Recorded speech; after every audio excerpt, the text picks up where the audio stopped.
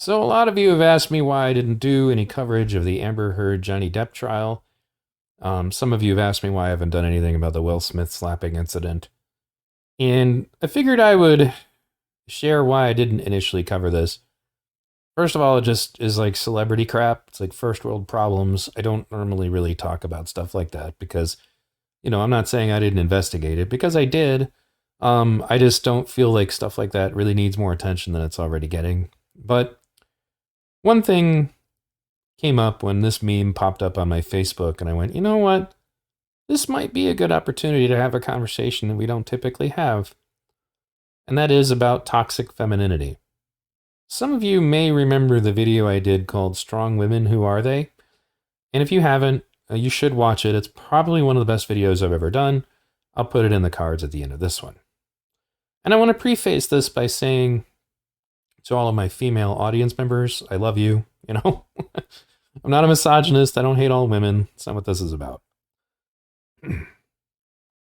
First of all, one of the things that I realized having gone through my own toxic marriage, because this is one of the reasons why I hesitated to do anything about this, is that I've been in the exact same situation Johnny Depp was in. I've been in a situation where I'm in a courtroom and a lot of assumptions are being made about me due to my gender, due to the gender of the person I was in court with, meaning my ex-wife. Without getting super deep into that, uh, I guess one of the things, for example, I would bring up is that at the beginning of every court hearing, when I was getting divorced or fighting over child custody, she would claim that there was domestic violence at the outset of every hearing. And the reason for that was pretty clear because I had a stack of police reports proving that that wasn't true, but the whole energy of the conversation would change after that. The way that everybody in the room treats you changes after that. So even though I had concrete evidence that it wasn't true, it was still a fantastic tactic on her part to do that. The other thing that would change is that she would put on like an amazing act. She would pretend that she was like a fragile, little bird scared of her shadow, and imply that that was because of me, which was always fantastic because if that wasn't helpful at that hearing, then she, at the next hearing, she might change her persona again and become more strong and, aggressive and nastier and, sometimes on the same day, which to be honest with you is kind of creepy to the point of it being like something out of a horror film. But if anything positive is coming out of this situation, it's that people are now starting to see, oh, wait a second, there are pretty dangerous women out there. And man, when they've decided that they want to just suck the life out of a guy, then they're pretty goddamn dangerous. That's what I learned. And in particular, if they're an attractive woman, there's always some dumbass around the corner ready to be their next guy who's going to white knight against you, of course, because they're going to believe everything she says. And women like that more or less thrive in that situation. They've, if they're attractive and good at manipulation, then man, they own everything. I remember, for example, historians once surmised that it was actually a woman that was angry at Julius Caesar that managed to orchestrate his assassination. And I believe that entirely. But it's not all women at all. Just like it's not all men that are abusive. There's a certain personality. And one of the things that I will say, it's kind of funny that came out of this was that, for my personal experience, is that there are a lot of old-fashioned patriarchal ideas that I don't agree with. But man, do you get an idea of what they were thinking. You start to understand what would lead them down the path of thinking that that's the appropriate way for men and their wives to interact. That basically the woman should be like their property or something. And obviously I have a daughter. I don't in any way believe that women should be the property of their husband. But I'll give you an example. My ex-wife at one point took off to be with some guy she met on the internet.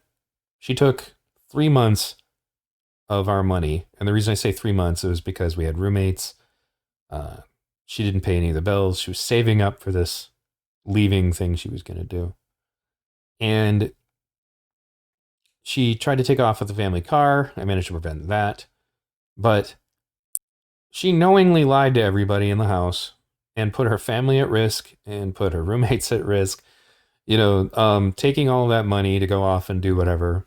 She wanted to go be with a guy and party and smoke pot. That was her motive.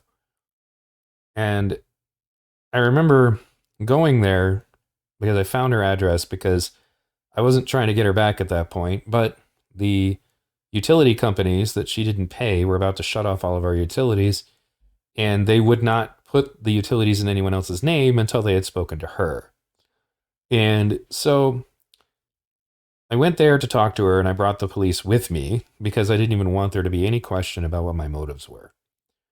And I talked to her about it, and as the course of the conversation went on, she just basically, was more contemptuous and angry that I had found her than anything else. And the cops eventually started to turn on me and tell me that I needed to leave and all that. And thankfully, she did finally go ahead and, I guess, she took the information I gave her and she contacted the utility companies, so my mission was accomplished. But she had done horrible harm to her family, and there were no repercussions for her. She didn't care. And the guy she was with was, again, somebody else that she had duped into thinking that she was a good person. And as I was leaving, I remember my friend at the time who had driven me there, who actually originally was her friend, sharing with me how livid he was that she would do that to her family. And it occurred to me that if this had happened in, say, I don't know, the 1800s or so, if I had called the local constabulary up and said, hey, my ex-wife took off with the family's money and left her children behind, and was with someone else, the reaction would have been very different. That is that, first of all, they would have arrested him for debauching a woman, and secondly, I would have been permitted to do whatever I wanted to her. Which, again, is not okay. It's not what I want. But you start to understand what they're thinking. When you watch what Jada Pinkett Smith has put Will Smith through, and you watch what Amber Heard has put Johnny Depp through, you again begin to understand where the roots of patriarchy took hold. It is because of toxic people like that. It's a reaction to that behavior pattern. This is not to say that men cannot be destructive to a relationship. They absolutely can. I think what we have evolving in our country now is that both genders are doing stupid shit like this, and it's creating a minefield that where, romance and love used to be. I can't even date anymore. I mean, I'm out of shape and I'm not really attractive anymore anyway, but the point is I couldn't, even if I wanted to. It ruined me to deal with that stuff. And that incident that I shared, that's like minor in comparison to other major things that happened because of her being involved in the lives of my family.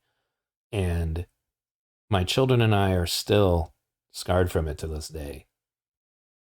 Without getting super detailed, I guess I'll just kind of give a really brief summary. Because I realized one of the other reasons why I didn't cover this is because it kind of triggered a lot of old memories of mine. I've been in a situation where a pretty young woman was believed no matter what she said, no matter what she did. And I've been in a situation where the court system allowed her to do whatever she wanted, and where if I did anything, even mildly negative, I would hear about it for months. I've been in a situation where my children's lives have been permanently scarred and watched the court system do nothing about it. My ex-wife was never accountable for anything she did. Not in the courts, and for the most part, not in our social life. Because the other problem, as I discussed in that video, Strong Women, Who Are They? Which if you haven't seen, it's probably one of the best videos I've ever done. You can check it out, like I said.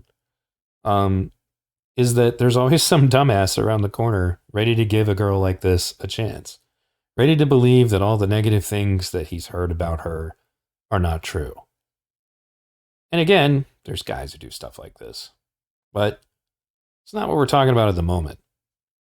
The reason that this needs special attention is that due to third wave feminism, women are always the victims no matter what. Facts be damned. They've weaponized abuse, and that's exactly why Amber Heard did what she did, because she knew. And she's even on video openly saying, nobody's going to believe you, Johnny. Go ahead and tell them that you're the victim of domestic violence, because she was hitting him.